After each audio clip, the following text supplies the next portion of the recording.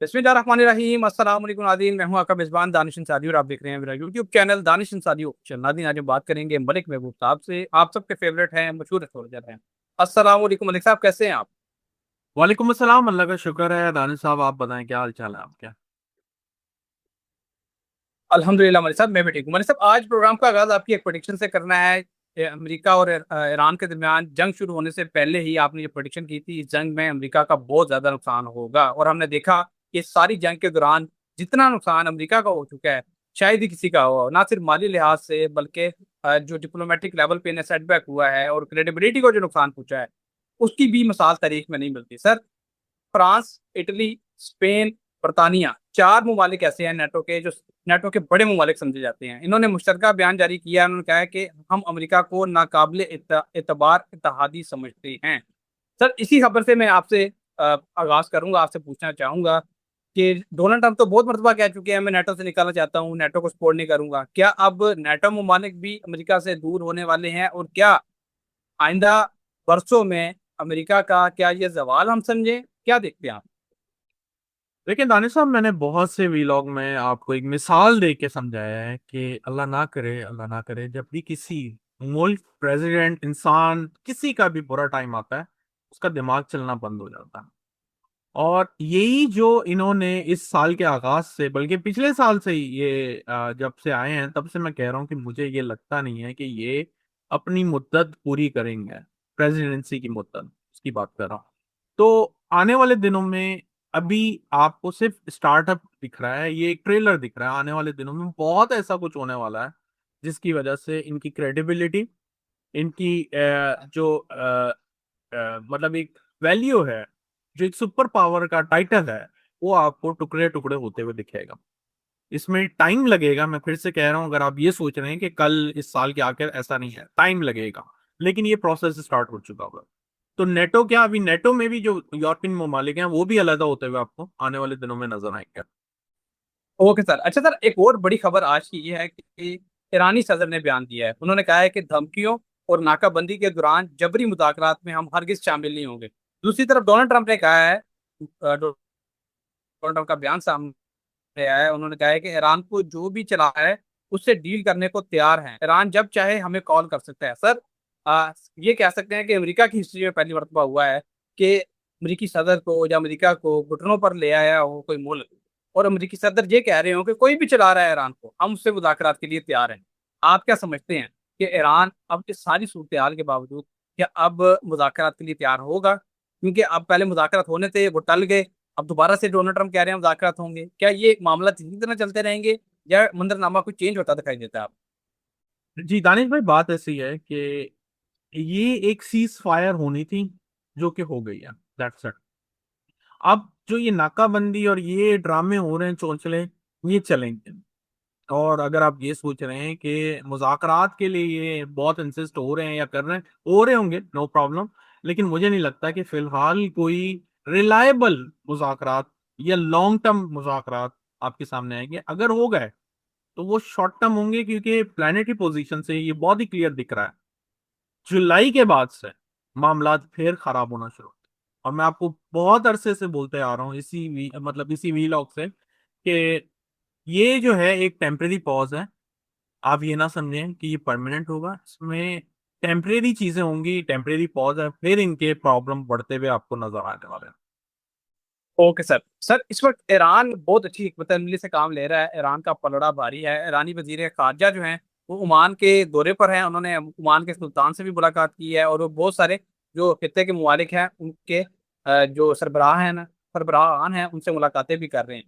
वो उनको कह रहे हैं कि हम मिल के एक ऐसा सिक्योरिटी निज़ाम बनाते हैं कि जो बैरूनी ताकतें हैं जिस तरह अमेरिका, नेटो, इसराइल वगैरह, वो हमारे काम के दौरान मुदाखलत ना करें। आप क्या देख रहे हैं, ईरान का जो ये मकसद है, जो वो अपना सिक्योरिटी सिस्टम बनाना चाह रहे हैं, इत्तेहाद बनाना चाह रहे हैं, वो उसमें कामयाब होंगे? सर, ईरान जून के बाद मिडिल ईस्ट का बादशाह होगा। उनको अभी सिक्योरिटी सिस्टम बनाने की जरूरत नहीं है, लेकिन ये दूसरे ममालिक की खुशकिस्मती होगी कि अगर वो इनके साथ किसी तरह का पैचअप एग्रीमेंट वगैरह साइन कर लें। ये मैं आपको पहले से ही बता रहा हूँ। लेकिन उसमें वही है कि ये मुस्लिम ममालिक जब भी इस तरह के अलायंस बनाने की कोशिश करते हैं, तो एंड में वो मुंह के बल गिरते हैं, और जो इनके आपसी ताल्लुक आता है वो मजीद पहले से भी ज्यादा खराब हो जाता है। ये जो टाइम है, इसमें अगर आप नॉर्मली सेंस करें इस चीज को, ये सेंसिटिव टाइम है, और ये बहुत दूर का सोच के प्लान बना रहे हैं। बहुत दूर का मतलब ये कि जो 2030 में खुदा ना खास्ता आलमी जंग का मेजर फाइनल फेज नजर आता है, ये उसको सोच के ये सब कुछ कर रहे हैं।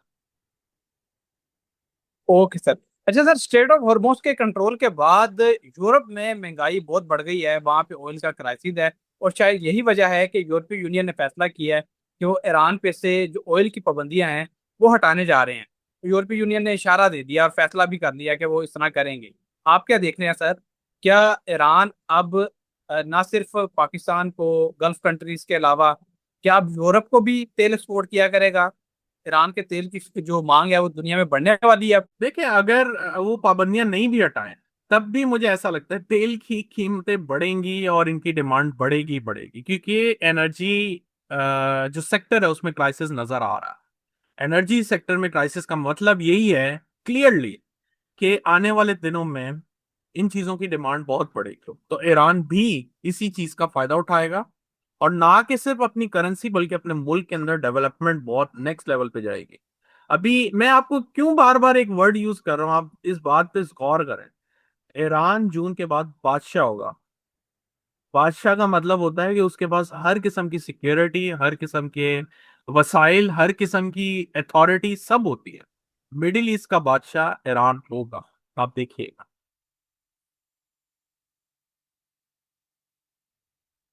सर, आप ईरान को तो मिडिल ईस्ट का बादशाह कह रहे हैं और इस तरह इसके आसार भी वाकई अब दिखाई देने लग गए हैं।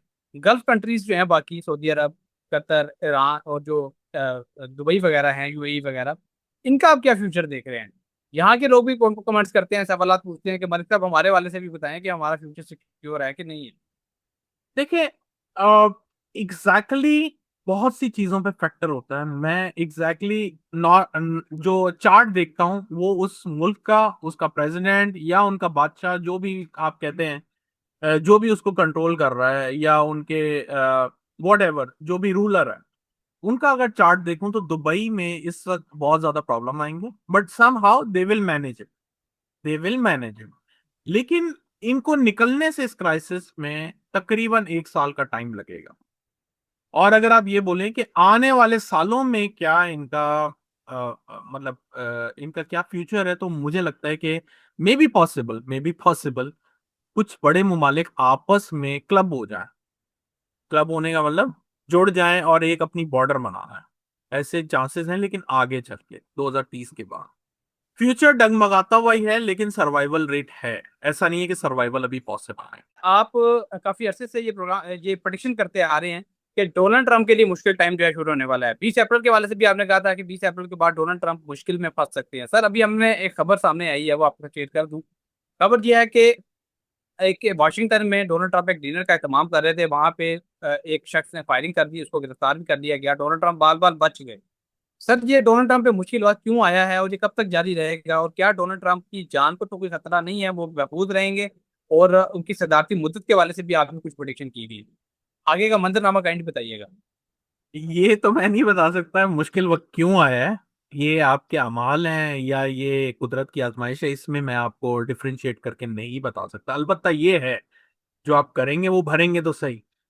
ये तो एक कॉमन मिथ है, बल्कि ये रियलिटी है, मिथ नहीं है, कॉमन रियलिटी है। और ये हर इंसान के ऊपर लागू होती है। दूसरी बात, उनका जो इक्लिप्स लगे हुए हैं, मतलब वो बाय बर्थ इक्लिप्स के दरमियान में पैदा हुआ है। तो ऐसा महसूस होता है कि जिस टाइम से रीसेंट इक्लिप्स लगा था फरवरी में, तब से वो उनका इक्लिप्स पॉइंट एक्टिवेट हो गया है, जो फर्स्ट हाउस में होता है। तो जी हाँ, इनकी जान को भी खतरा है, इनके हेल्थ को भी खतरा है, और इनकी वजारत को भी बहुत ज्यादा खतरा है। इसलिए मैंने आपको प्रेडिक्ट किया था कि 20 अप्रैल के बाद जैसे ही इस पॉइंट पे मार्स सैटर्न का कॉम्बिनेशन एक्टिवेट करेगा, तो यहाँ पे इनके लिए बहुत ज्यादा चैलेंजेस आने वाले दिनों में खड़े होंगे। ना सिर्फ हेल्थ से, बल्कि मुझे ऐसा लगता है कि आवाम भी अभी बहुत जल्दी सड़कों पे आने वाली है। बैरिस्टर गौहर ने कहा है कि आखिरकार अब वो वक्त आ गया है कि इमरान खान साहब की रिहाई के लिए कोशिश की जाए। सर, आपने गुस्सा कई प्रोग्राम से ये प्रोडिक्शन की, आपने बताया कि पीटीआई जो है वो मुतहर्रिक होने वाली है, जल्द से जुलूस होंगे, तरीके चलेंगी, और सिर्फ पीटीआई नहीं बल्कि और जमातें भी सड़कों पर आएंगी। लेकिन सर मैं ये जानना चाहता हूँ कि पीटीआई जब भी खान साहब की रिहाई के लिए कोशिश करती है, खान साहब के लिए मुश्किलात मजीद बढ़ जाती हैं। मुझे ये बताएं कि खान साहब इन तहरीकों के नतीजे में बाहर आएंगे, अदालत के फैसलों के नतीजे में बाहर आएंगे, या किसी डील या एस्टेब्लिशमेंट के जरिए कोई ढील, इन चीजों के जरिए बाहर आएंगे? आप क्या देखते हैं? मुझे आपके सवाल में ना बड़ी हंसी आई।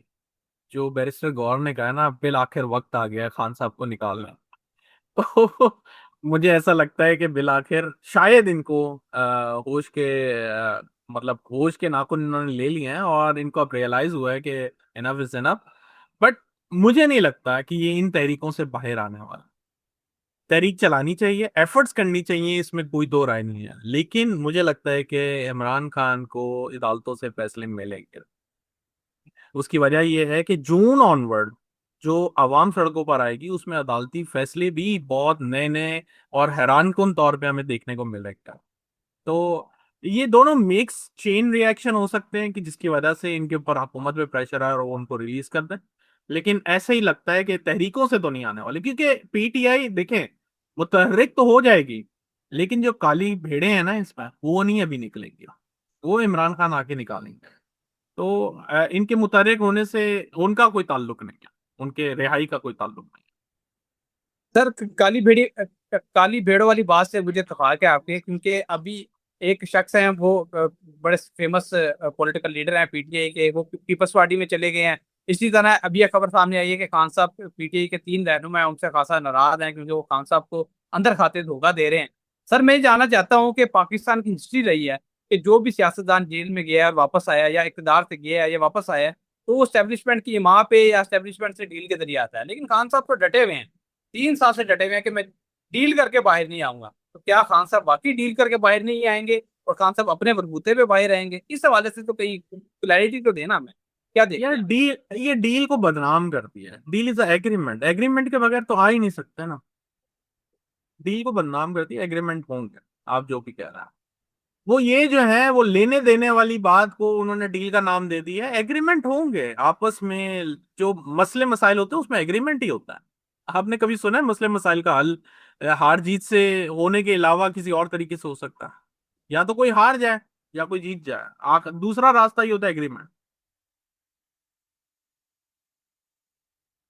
बिल्कुल सर, ऐसे ही है। बहुत शुक्रिया सर, आपने अपने कीमती वक्त में से कुछ वक्त निकाला और इतनी जबरदस्त प्रेडिक्शन और मालूमात हमारे साथ शेयर की। इंशाल्लाह नेक्स्ट प्रोग्राम में ऐसे ही दिलचस्प टॉपिक के साथ दोबारा पेश होंगे। अगली वीडियो तक के लिए मुझे और मलिक महबूब साहब को इजाजत दीजिए। अल्लाह हाफिज।